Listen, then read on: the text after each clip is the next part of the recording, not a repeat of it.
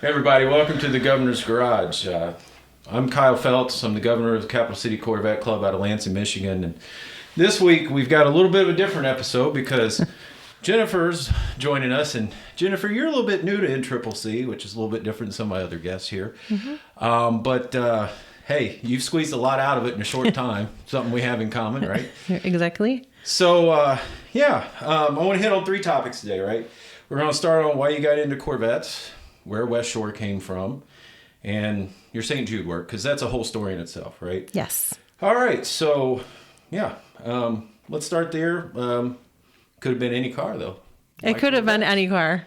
Why Corvettes? So I was 10 years old, and we were at a wedding for one of my dad's coworkers, and I've always not been the shy girl on the block. Right. I've always been very outgoing. And we were sitting next to this lady at the wedding that was one of my dad's coworkers. And we went out to the parking lot afterwards. And she had a very, very nice Corvette, which at the time I didn't know anything about Corvettes. But I now know that it was a C3 of some year. I don't know exactly which year. And I was like, Dad, I want to ride with her to the reception. That car is really cool. And my dad said, that's fine. We'll see you there.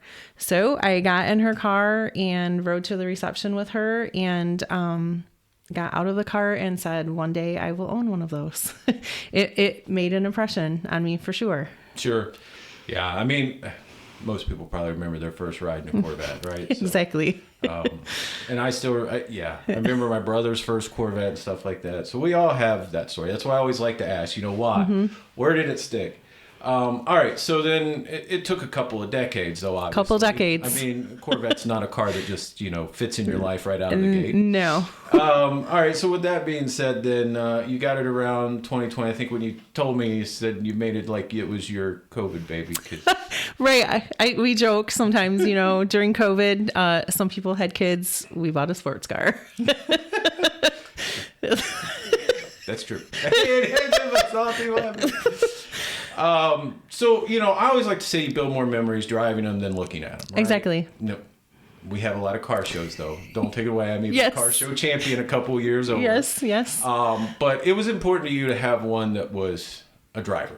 Exactly. That was always important to us. It was a discussion that we had as we were looking at Corvettes. And I just said, this is not going to be a car that sits in the garage. If we're going to spend the money to buy a Corvette, we're going to get out and we're going to drive it and we're going to have fun and we're going to make a difference. That has been an underlying theme for us since the very beginning when we were looking at the cars right from the get-go. Sure. Yeah, I get it, because I never wanted one just to look at. I can assure you of that. All right, so let's talk about how we ended up here today, though, okay? So before we even really talked, though, I'd heard about you. And we'd crossed paths a few times, right? And I remember it was at the Lucas Cruise. You remember that one, right? I do. Okay, so... Love the Lucas Cruise. Yeah, that was a great cause. And that was organized with the Vet Life group. Yep. And, but I remember around that time, I was with another group where a couple presidents had got together, and we called it the Corvette Roundtable, right? And somebody in that group had said, hey, we have one of you. They said, somebody who's new with a lot of energy and wants to do a lot of things. And so I knew your name, even though we hadn't formally talked. And but then you came over to one of our events, right? Because Angela yes, organizes a mock rally each year.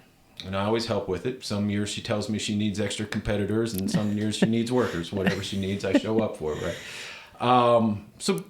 But something stuck. What was that like when you came over? Because you hadn't done any competitions really before with NCCC, and you and Matt came over with what's this all about, and something must have clicked. So what happened there? Tell me about that experience.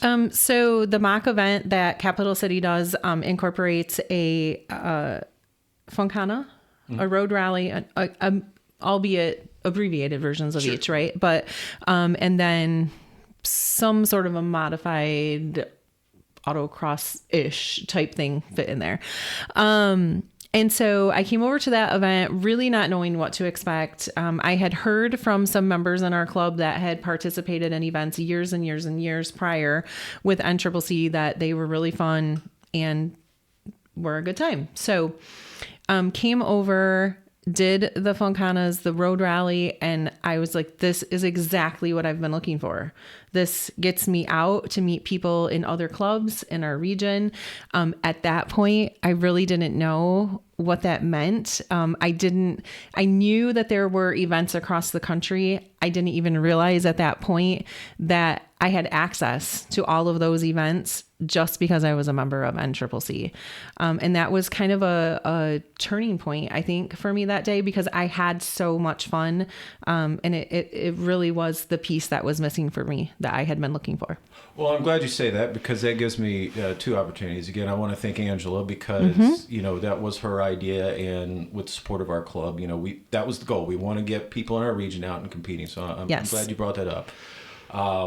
But the second part of that was, and I freaking forget. I said I had two parts of it. Now I lost the train of thought because I was like, I want to thank Angela, so I'm just going to move on. Isn't that great?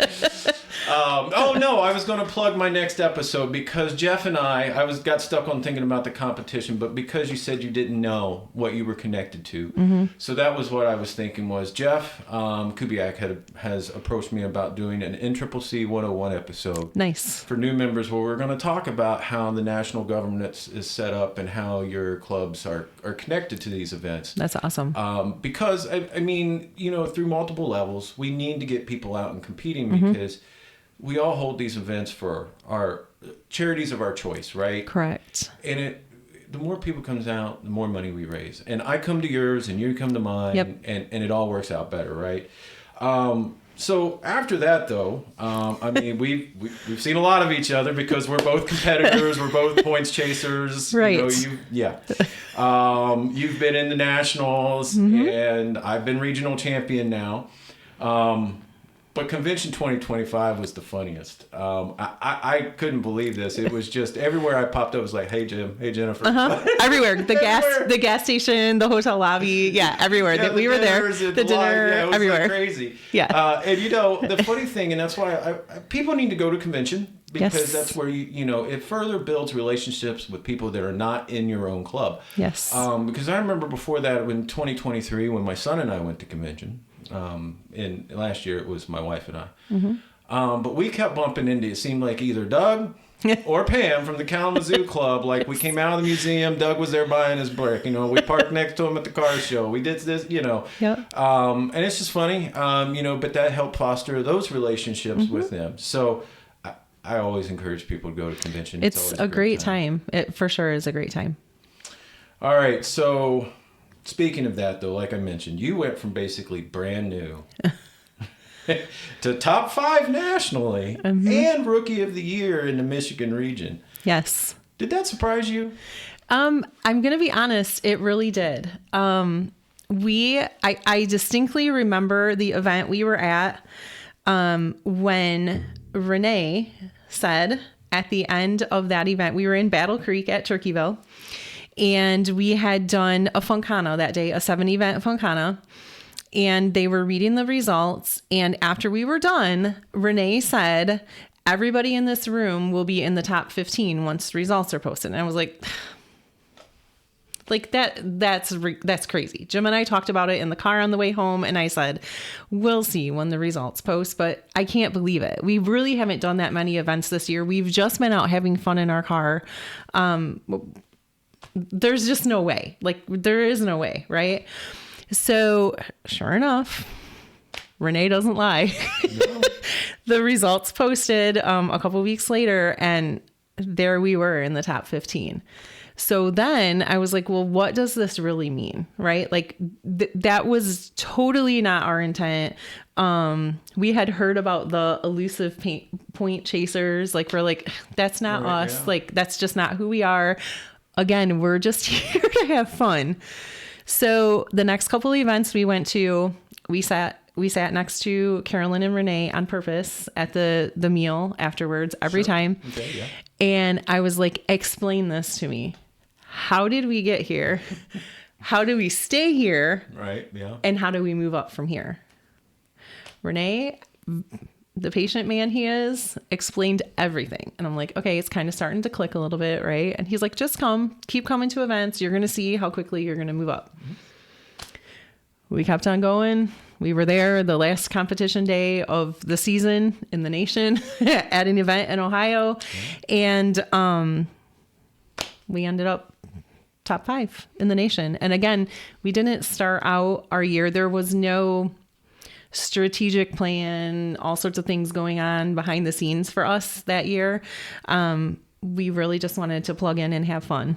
Sure. A lot of people overlook the fact that our national championship is just a big portion of it is participation, because we just want people to come out and it's rewarding. Yep. I mean, there are ways for the serious points chasers to separate. Yep. But for the most part, we just want people to come out and have a good time. And if you're consistent, you'll rise up there.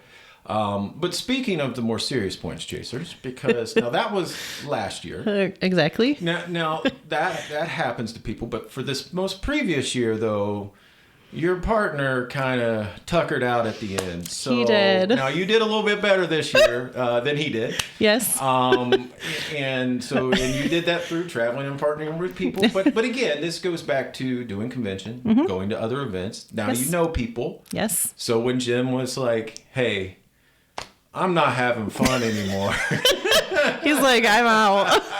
You do you. Exactly. But then because you guys have been to these events, you were able to reach out and find people to go have fun with. Yeah, and that was the best part. I pulled somebody from my own club. We did a couple of events together in Ohio towards the end of the season. I had a lot of work travel towards the end of the competition season too. So I'm going to be honest, I jumped in a car with Renee and Carolyn and traveled to Ohio, to the East Ohio region for some events towards the end of the competition season. And when I got there, there was always a partner there waiting for me because they knew I was coming. Right. So that was great. I partnered with people that I didn't previously know to run some Funcanas, which was great. Again, met more people, met more friends, built some more relationships. And that's, really for me is just kind of part of what keeps me going. I'm that social person. I like to be out and about. I'm not a homebody. I don't enjoy just spending time at home. I mean, there's always, a day that you need for rest in there to rejuvenate. But by and large, I like to be out in my Corvette having fun. And that's really what drives me when it comes to the points. Well, there's some actual research about that, about our generation, right? Yeah. And I think this is a good segue into that because, they talk about we've lost our third place because too many people stay at home and stay on their devices and stuff. And our generation is not a group of joiners. It's really not. And, I too have found that this gives me a reason to go out, do things, be social, meet people. I've moved around a lot for work. And, that makes meeting, having meaningful adult friendships when you move around is difficult. But now this gives me a social network wherever I go. Now that I've tied in this, because we've got clubs everywhere. And we don't, even last year, we didn't just stay in the state of Michigan. We traveled to Wisconsin. We traveled to Illinois. Absolutely. We traveled to Ohio. We do events here in Michigan, in our Michigan region as well. Last year we competed at convention. So we get out and we move around. Jim jokes with me now because whenever we're traveling home from someplace, I'm like, oh, I wonder if there's an event. We were just in South Florida recently. Yeah, sure.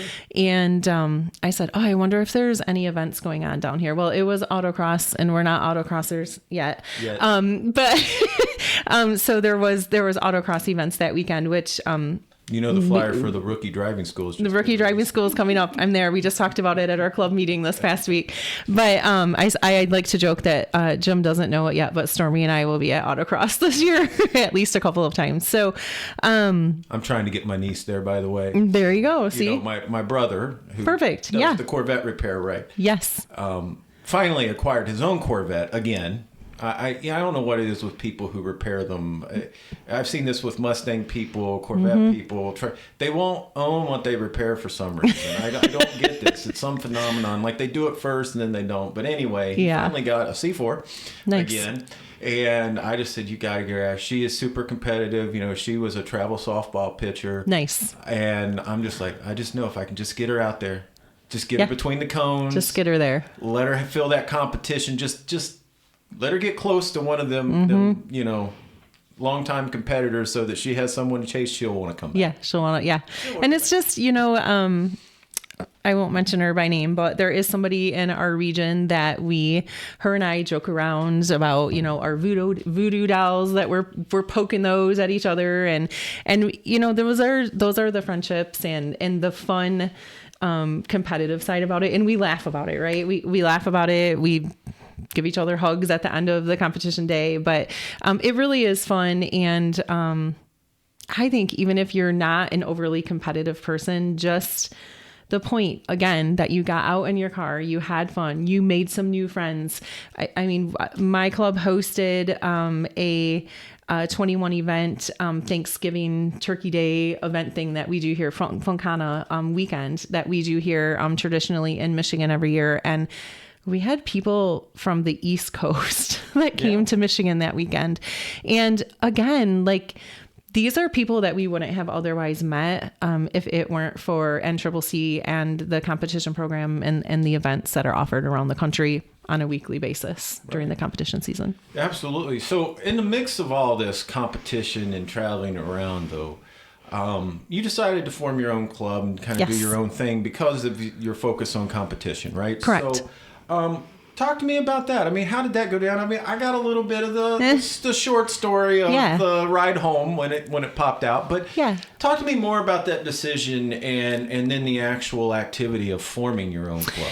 So, we made the decision that we wanted to form our own club, and we wanted to really, really focus on what it meant to be a member of NCCC and have a club that was super active within NCCC.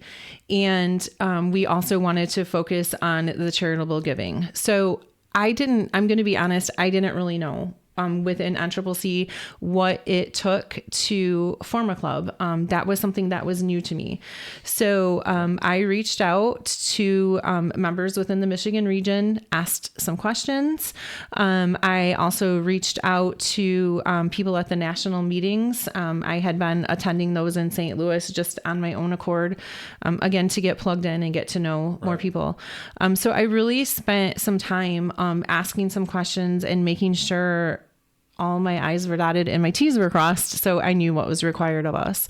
And then we just kind of moved forward from there. We spent our week in Wisconsin Dells at convention last year, and actually got home from convention on Saturday evening, and we had already pre-planned a cruise for Sunday.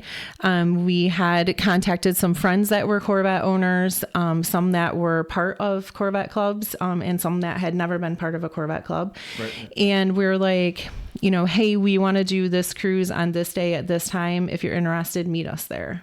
And that's really all we said. We met in the parking lot at Meyer on 16th Street. And we had people there that have owned Corvettes for decades, maybe have more than one Corvette parked in their garage, all of the way down to people who have inherited a Corvette from a family member. We actually had one person who rolled through the parking lot and said, how long are you going to be here? I live 10 minutes away. I'll be right back with my brand new C8. I would love to ride with you guys today. Right. We cruised for, I don't know, maybe an hour and a half. We met up at a restaurant on the other side of Grand Rapids. And that's when we presented our idea, which nobody knew in the room. Nobody knew it was coming except for the four of us. Yeah, except for the four of us that had formed the club. And so we launched it, and we just were like, hey, it requires us to have 12 NCCC members to form our club. If we get there today, great. If we don't, great. But this is our plan. We want to align with NCCC. Here's the benefits of doing that and why we want to do that.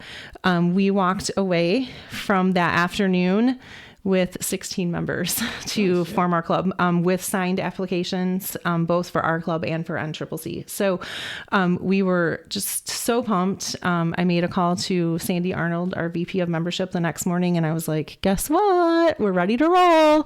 So between her and our RMD here in Michigan at the time, Joe Scafaro. Yeah, at the time. Yeah. Because now it's you. Now it's me. But at the time, so Joe and Sandy, they were like, okay, let's roll. And so we got everything set up. And as of our member meeting this past Thursday, our club has doubled in size, and we just welcomed member number 30 into our club officially on Thursday night. So, so we're off and running. And we're just really excited for 2026. We have several of our members that have already participated since August in NCCC sanctioned events here in our Michigan region, and they're pumped. They're ready for 2026, and I think it's going to be a really fun year for our club. And again, we don't leave our cars in the garage. We get them out. We drive them. Well, as your points director, I think you do have a Rookie of the Year in your club. Right? We do have we do. I know. It's so amazing. And we have a Rookie of the Year in our club this year. She has actually been part of NCCC for a very, very long time. But she has never competed in NCCC sanctioned events. She does do drag racing outside of NCCC on the regular with her Corvette. But she jumped in last summer. I put out a call as soon as we formed our club. I was like, here are some events. Jim and I will be at all of these events. Please come out with us. Please just come experience it. If it's not your thing, it's not your thing. No questions asked, no judging, no hard feelings. We had several of our members come out to events throughout the fall. We had several of our members who helped at our Turkey Weekend Funkana, and they're hooked. Yeah. And I think it's awesome. But yeah, we ended up with a Rookie of the Year in Michigan region out of our club that has only been here since end of August. Yeah, and when I saw all the stickers on her car, yes, it was like, hey, yes, we need drag racing to come back. Yes, so if you want to host a drag racing, I will be there to help do the scoring. And because drag racing is a little interesting, there's a reason why it's disappeared. I mean, you have to have a track. I mean, autocross is a little easy. We need a parking lot. You need a good drag strip. No one has fun on a bad prep drag strip. Correct. And, they come in and run it, so it's a little bit more expensive. Yes. And, you need a more guaranteed turnout. Yes. But I promised her support 100%. Renee and I will be there. If you dare, we will be there. Yeah, we're not to tell you how to run a drag race. We certainly don't need to tell someone who's a money champion how to run a drag race. But as far as the intimidating point is to get the scoring right for NCCC, right, and make sure the cars are in the right grid order. Correct.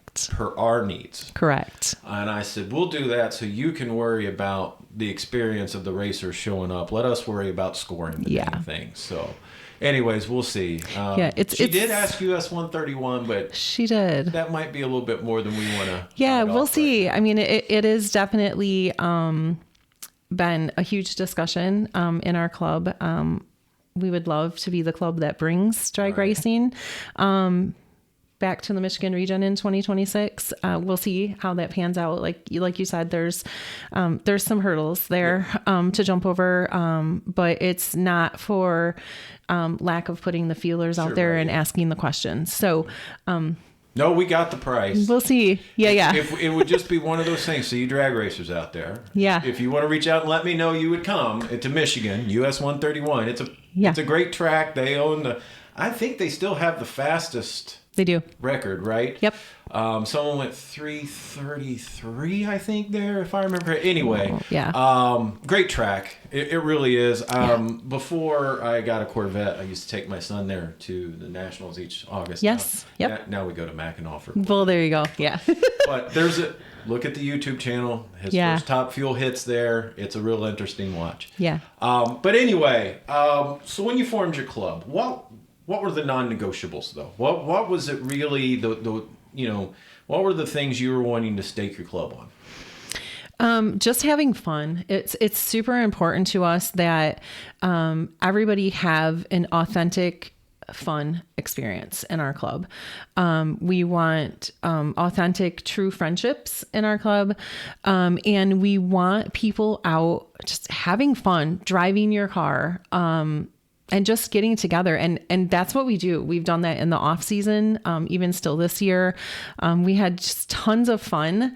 Last year we did some cruises that we opened up to people who were non-members of our club. And that's how we grew our club. We actually have one gentleman in our club who is in his mid-20s, and he drives his grandpa's Corvette. He inherited that. Sure. Never has owned a Corvette before now, and obviously never been part of Corvette Club because he didn't own a club. He comes out with what he likes to call his passenger princess, which is any one of his buddies that's available to jump in the car with him on any given cruise. And they come out and they hang with us and they just have fun. And every time that we're done with a cruise, he's always commenting on how much fun he had. And that's what we want. That was the basis for our club. Just come out, hang out, and let's drive our cars and let's have fun. And I think so far we've been highly successful at that. We actually just upgraded from a C6 to a C7 in mid-September. And we were like, oh, we probably won't drive it much this fall before we have to put it away. It was hard to put it away this year. And we put a lot of miles on that car. Before we put it away finally in December. So sure, that's yeah. a good thing. Yeah. There's plenty of people that don't put miles on it. I know. Yep. There'll never be a never-ending supply of low mile Corvettes, yeah, we found one. Yeah.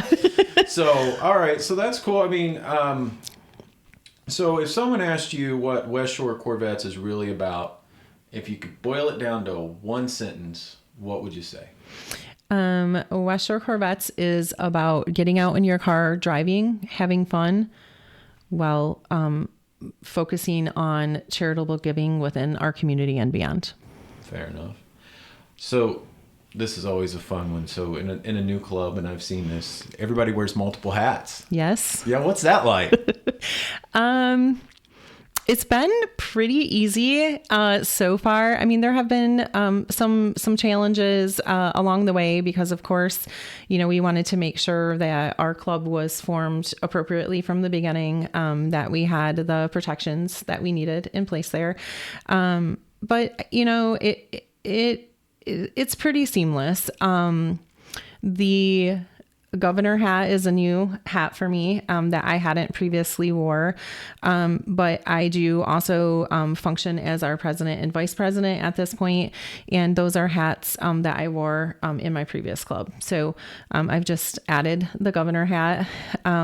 And then one of the other founding members in our organization or in our club, she handles secretary, treasurer, and membership right now. And we'll have our first club elections this coming year for our bylaws that are in place. And so we'll see how things spread some of it around. We're going to spread the wealth. Yes, we talked about it at our meeting again on Thursday evening this past week, and we'll get us through the first year here. And then we have to start spreading the wealth. Sure. Well, and I mean, this is the governor's garage, so I recently transferred over to governor. Mm-hmm. A lot of people don't understand outside of NCCC the difference between our president and our governor, right? Now, I had previously served as president of our club, which made more sense because being the energetic person running around at the car shows and stuff. Mm-hmm. That was a good place for me to be. But like you, I got into competition, and now I do a lot of the national stuff. So it makes more sense for me to be governor. Mm-hmm. And so I eventually kind of moved over there as our, Simon had been the governor for 20 years. Wow, that's a really long time. They had a lot of fun too. They did a lot of the competitions. Mm-hmm. I mean, when I joined the club, they were great ambassadors. Mm-hmm. And to me, he'd earned the right. I was like, Simon, when you're ready, let me know. I think I think I'm the best to be governor. That's personal opinion.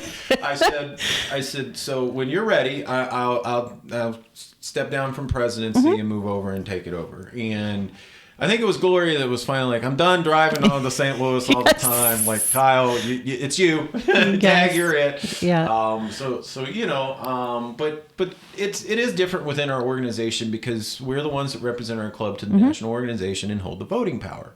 While normally people see the president as the leaders, but right. And I don't know why we don't. I've wondered why we don't say president, governor, same person. I don't know, but in our club it kind of works because it kind of gets us a little different now. Like I'm doing the national stuff, and now Tom moved over to president, and they go to convention. Not going to take that away from them, and they do some of the local competitions, but definitely they're not the major point chasers though, and they do more local stuff, which is great. Yeah. And he bought a Lingenfelder car that gets a lot of attention. It does definitely get a lot of attention. It's also it is really awesome. It's really great, especially when Michelle drives it. And it sounds like that. That's even better. I know. So, all right. And you told us, so I had another question here, but you already hit us with that. So you said about how many members, and you said you're right at 30. Yes. So that's good growth within your first year. Yes. I joined another more social focused club in Lansing too, and we're sitting at 36. And nice. And, sitting there watching it happen, I thought that was really good organic growth. Correct. And again, great relationship builder. I think, some of the things with the larger clubs is you don't get those intimate relationships sometimes. Correct. Unfortunately, and I'll tell you, there's still names on Capital City I think I've only seen once or twice, and that's unfortunate. Yeah. I wish more people came out to more events, but we're going to work on that in the Michigan region this year. We're a club with about 100 people. Yeah. And when you get a club that big, it's okay. People can go in multiple directions and stuff. I just wish they went to more things. I know. All right. So, but during this time, so last year and then coming into this year, you did the St. Jude Drive. Correct. And then while you were thinking about forming your own club too, you were also cooking up another plan, right? Which was, and then you popped up here in the fall and said, hey, everybody, I'm doing the St. Jude Drive home. Mm-hmm.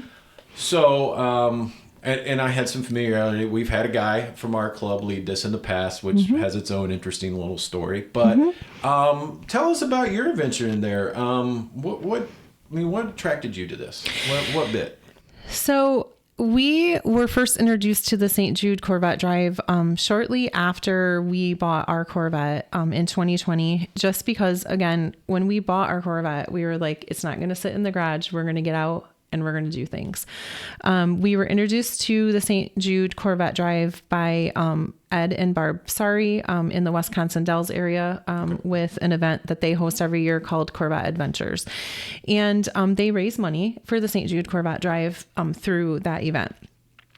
And let's see, this is 2026. So 2024, June of 2024, when we were at that event, they talked about the St. Jude Corvette Drive again. They had a gentleman that went up on stage and talked about a chapter that he had formed to come down, or a satellite drive that he had formed to head down to the St. Jude that year. And something just struck me different. I don't know why it struck me different that year, but it did. And on the car ride home, I said to Jim, I think I want Michigan to come on the scene with the St. Jude Corvette Drive. And Jim said, well, what does that mean? And I said, I don't know. But I'm going to call Ed when we get home next week, and I'm going to ask him some questions. So I did. And Ed was very gracious, and he said, I think you would be absolutely amazing at pulling together a Michigan chapter and bringing Michigan on the scene with the St. Jude Corvette Drive. So we spent the better part of that year. A lot of people see the work in the end of what we do for the St. Jude Corvette Drive when there's, hundreds of Corvettes driving down the highway, descending upon Memphis. Sure. But it's really is a lot of behind the scenes work, 12 months a year, 365 days a year. And that's where the coordinators like myself for the different satellite locations come in. I spent the better part of my fall this year going around to a large majority of the clubs within the Michigan region presenting the St. Jude Corvette Drive as an option, and really trying to drum up drivers for this year. I spent time in non-NCCC affiliated clubs as well. And I wasn't home very much this fall. I spent a lot of nights in a hotel room between September 1st and December 1st, just on behalf of promoting the St. Jude Corvette Drive. Sure, absolutely. All right, so part of the drive, though, so what is it? I mean, what do people not understand about the drive? So we're talking about it. So what is it? What do they actually, what is it about the drive that they actually do?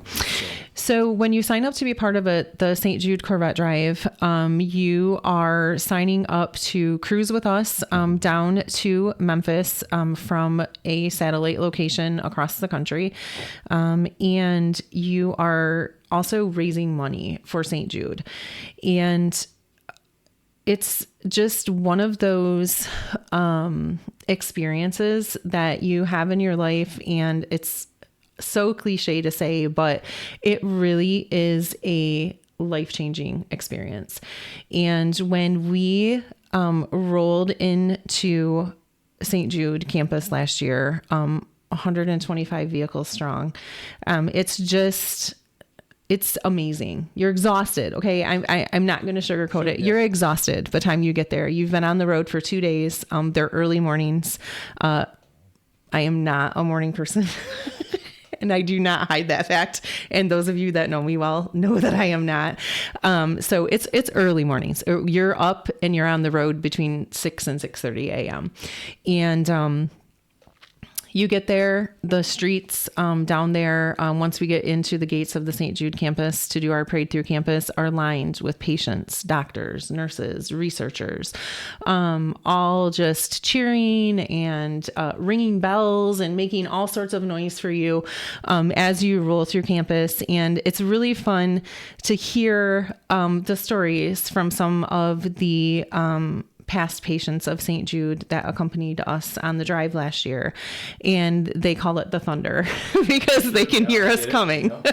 So it's really is one of those experiences that until you've experienced it, there really is almost no words for it. It's a very unique and humbling experience to be part of the St. Jude Corvette Drive. Yeah, and so let's talk about some of what this has done. So this is the 15th year. Yep, 2026 is the 15th year. And so since 2012 was the statistic I had here was, so they got more than $3.2 million raised through this. That is correct. It is a lot. It's very impressive. And in 2025, we actually raised $548,000. Over $500,000, yeah. In 1 year. Yeah. So with this being our 15th year of the St. Jude Corvette Drive, the push is there to make it even greater. And one of the things I think that is so fun about the St. Jude Corvette Drive is there's one person in the St. Jude Corvette Drive that knows how much money we raised before that check is presented. So when they go up on stage, we have no idea. Sure, we've been fundraising for 12 months.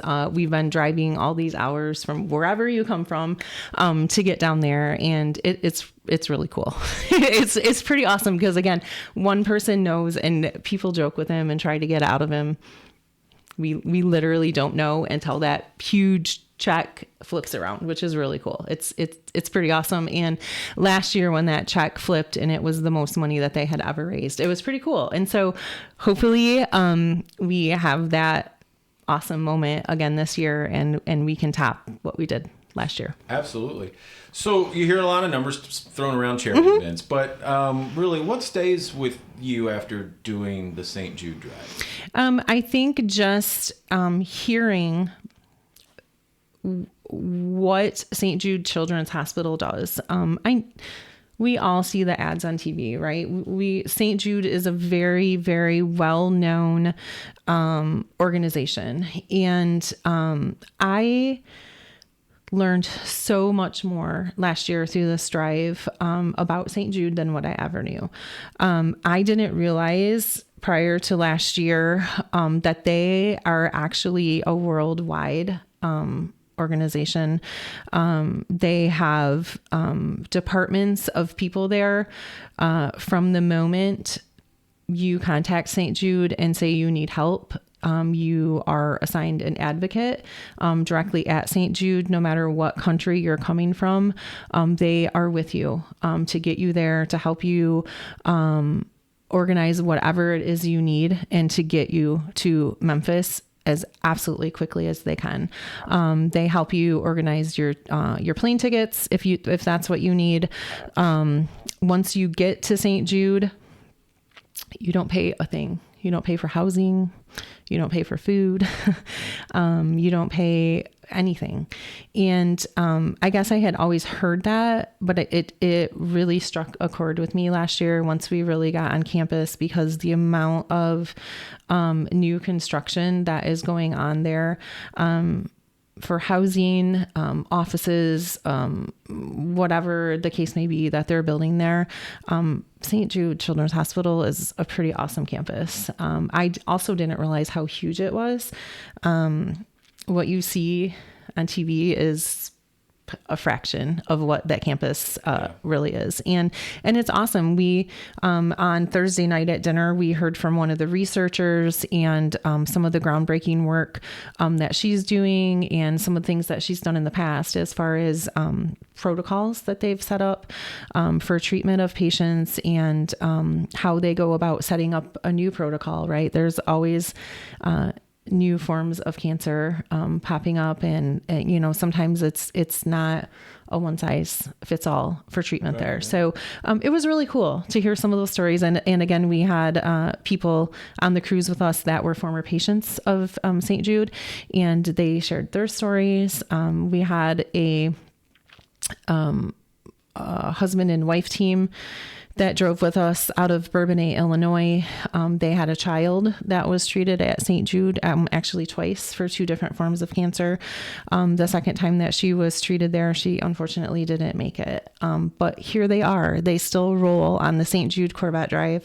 They are huge advocates of St. Jude. And I just think that speaks volumes about St. Jude as an organization, that you can go through something as traumatic as losing a child and still be an advocate for them, because the care that you received when you were there was so top notch. Absolutely. So for someone listening and thinking, they'd like to get involved or they'd like to support this, let's talk about what it means to do the drive. So there's some minimums here. Mm-hmm. So let's go through that. What does it mean to be on the drive here? So to register for the St. Jude Corvette Drive, you just go out to stjudedrives.org, and you will see a list of all of the different satellite locations there. And there's several that you can choose from. So pick the one that is closest to you, the most convenient to you, or if you have friends registered at one and you want to roll with them, you can register there too. And then it costs $425 per vehicle to register for the St. Jude Corvette Drive. That includes a t-shirt for Thursday, a polo for Friday. It includes your Thursday night hotel stay in Dyersburg, Tennessee. And it also includes one fuel stop. And they fuel us race car style. If you've never seen Corvettes take over a gas station before, it's quite a sight to behold. We rolled in last year Thursday right after our lunch stop, and you don't exit your car. They had attendants out at the pumps for us, and we literally rolled up, popped our gas tank open. They filled us up and said, "Let us know when your needle gets to F." You did that, and then you pulled away, and there was another Corvette right behind you. It was pretty cool. They had the roads blocked off to get us all back out on the highway together, and it's pretty awesome. So it does include quite a few things. It includes a couple of meals along the way as well. Yeah. Yeah, when I was making my notes, I was actually looking and it said fuel. I had looked twice. I was like, yeah. Oh, okay. And then I remembered you telling me about the pit stop, and I was like, okay, that makes sense. But at first I was like, really? It says it includes gas. Yep. One gas stop. Okay. And there's a few other things that go along with it, though. And I was, like I said, when I was making my notes, I was kind of surprised. So when you become a participant, though, you do get a shirt to go with it. Correct. You'll get 2 shirts. Yep. And the gas was in there, which is still The gas. surprising. I had to check that like I three know. times in my notes. I was like, Yeah, it's pretty cool. Yeah. the hotel and then the parking, lunch in Memphis. Yep. And I think one that I didn't hear you mention, insurance for incidentals, and that can be a big one. So tell people about that. So, when you participate in these nationwide functions like this, there is always the risk that you run, just like what we do with NCCC, right? There's always a risk that something's going to happen. So while you are with us on the St. Jude Corvette Drive, you are covered under insurance that the St. Jude Corvette Drive carries for us. You sign a waiver. Again, if you've participated in any NCCC events, it's right kind of along the same lines. So we are definitely covered there, which is really awesome that they're able to do that. Yeah. So, all right. Before we depart from St. Jude, because we could probably talk a very long time. A very, very long time. They do some amazing work. They do. What is it about how St. Jude operates that you want everyone to know? I know you touched on a few things, but what else would you like for people to know who maybe not be as familiar with their work? Yeah, I just really, one of the things that really impressed me is they share their research. They don't gatekeep that. Right. So the research is shared out with other, research hospitals, with other institutions that are looking at cancer research. And there's hopefully one day we'll have a cure for that. But right now, the research and the protocols for how the cancer is treated, we continue down that path, and St. Jude makes a worldwide impact with children all over the world, from all sorts of different countries that I just would have never dreamt that they help. Right. So you place a call to St. Jude and they're not going to turn you down. And it's phenomenal that you're supporting it, and you have in the past. And it just, I want to be sure that everyone understands you're doing that on your own. This is a completely separate event from NCCC. Correct. However, St. Jude's is basically our patron charity. It is. We constantly have tire raffles and stuff going on for them, so we're constantly raising money for them because it is a very wonderful charity. They're working directly to help children and their families. They really do. They never receive bills for anything. I mean, it's truly covered. Once you're a patient there, it really does. Great reputation. So very great. Let's move back home a little closer then. So with your club, you guys are doing, just like my club's first year with their car show, you're stepping out and supporting your first car show this year with your new sponsor, Woo! Todd Wenzel Chevrolet, right? Yes. That's always awesome, which helps your club reach into the community. Correct. Well, tell us about that. What's that going to be like? Because I looked it up. There's going to be Camaros there. Yeah. So, we just recently acquired our premier sponsor, Todd Wenzel Chevrolet. In November, I actually got the call when I was in the car with Renee and Carolyn headed to the national meetings in St. Louis in November. And it was super exciting partnership there with them. And Todd Wenzel Chevrolet sells a lot of Corvettes in a year. So I think this is going to be a really exciting year for our club. And we are so super happy to partner with them. It's been a really fun couple of months with them. They have actually never sponsored a car club as a dealership before. So we're both kind of in the trenches together, learning what it means for us to have a sponsor of their magnitude that's so well respected in our area, and for them too to come alongside us and figure out what that sponsorship looks like and how we both benefit and grow from that. With that being said, Todd Wenzel Chevrolet for many, many, many years has done a yearly car show. It was always called Camaros and Classics. We're rebranding that a little bit this year with them. And Westshore Corvettes will be a very major part of that car show this year.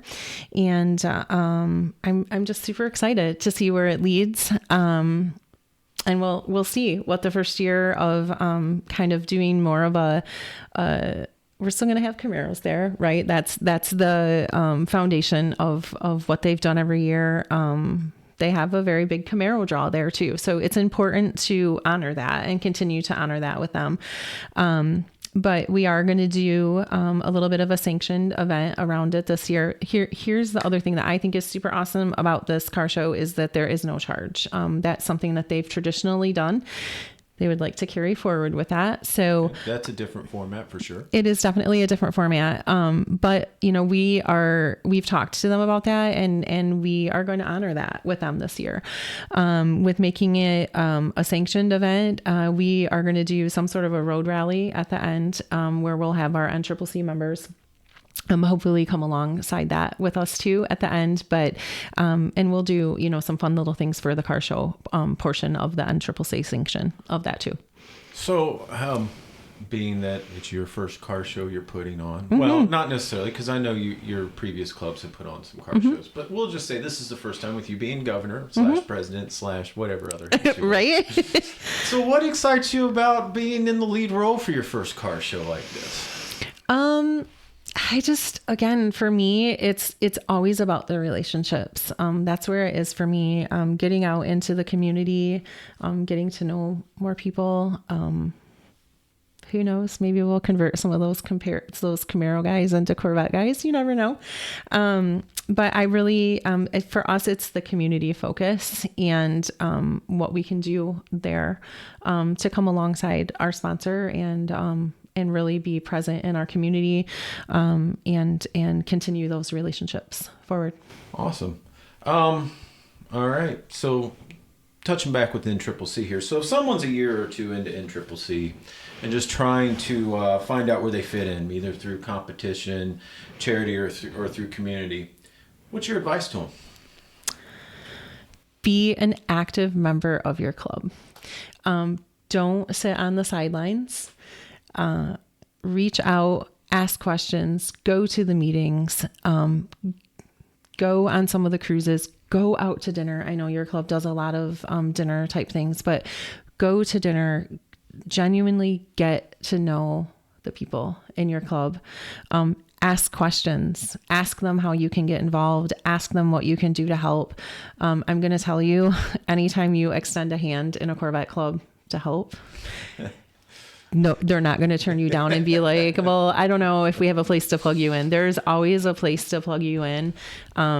There's just so many things that go on behind the scenes in social clubs like this, from finding a place to host an event, right? That needs a helper, Sure, yeah. to all the way up to execution of the day of the event.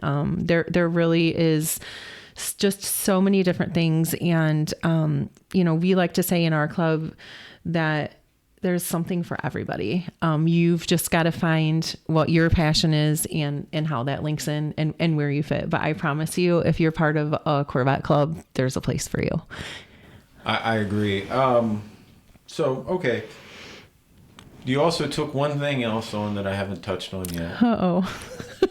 What about the regional banquet? Let's talk about the regional Oh, banquet. yes. So traditionally in the Michigan region, we have a club that will come along and agree to host the banquet. They take the responsibility, the reins, they execute from the bottom up for that day.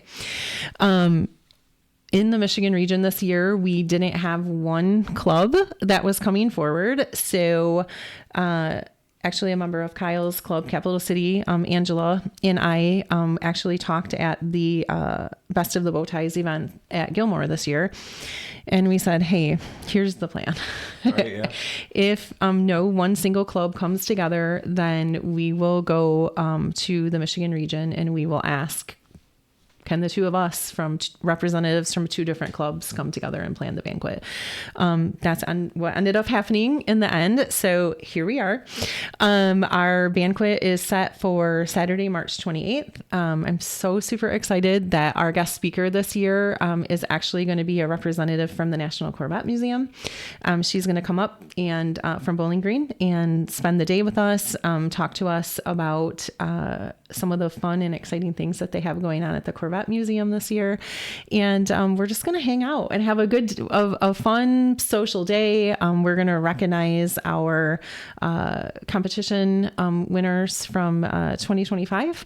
And I just think the banquet, again, it's all about the social for me, but the banquet is another afternoon where you have the opportunity as a member of the Michigan region to come and get to know people in our region, watch some of the diehard competitors and some of the work they put in last year to win these awards. And it's about more than the awards, right? Like that is a huge focus of the day, but it's also about getting together in the off season. I mean, the end of the competition season comes and it's always kind of a sad day for me, because you're like, well, I guess I'll see you in April. Like it's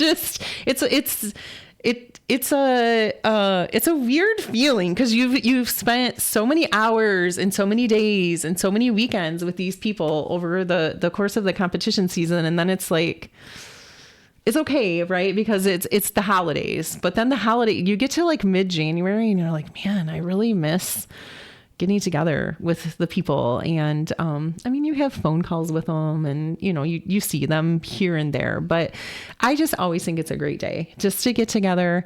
It's about more than just the competitors from the year before. It really is about continuing to foster those relationships and, just making our region stronger as a region. Yeah. I mean, this year I'm the regional champion, so this right? is a little special for me. So yes, absolutely come. But no, I agree with you. I've enjoyed all of our banquets. We've had them at different places around the state. I mean, we've even had one of them was in Lingenfelder's collection, which was very awesome. Interesting. So again, that's another benefit to being a part of the organization is when we do the banquet, it's usually something interesting, usually get some decent awards. Yeah. Some people don't like everything. As your points director too, I'll admit, and I've had a couple people call and ask about this. Look, some are bangers and everybody wants them. I've even had people call the shop and order some extras after, and other are duds. And I get that. It's hard to buy, 30 or 40 different gifts every year, keep everyone happy. It is what it is, but I try. Yep. And then even some's like, what am I going to do with that? Where other people are celebrating like, oh yeah, so it's just different because everybody enjoys the hobby different. Exactly. So it's great. But the other thing is, and I remember this was Chris Scafaro and I, we've met at the at the banquet in 22. I think we looked at each other, was like, so that's what you look like. Right. We'd never seen each other without a hat and sunglasses on because we're always at the autocross and we've all got a bucket hat on and sunglasses, Yep. So it's a chance to see your friends mostly dressed in nicer clothes for the most part. Yep. Yeah. Anyway, all right. With that being said, is there anything else we missed or anything else that you want to talk about? No, I think we pretty much hit it all. All right. Well, thank you guys for tuning in. For everything we talked about, there'll be links down in the bottom and how to contribute to the St. Jude Drive, how to contribute to St. Jude. We'll make sure all that information is down below. Thanks.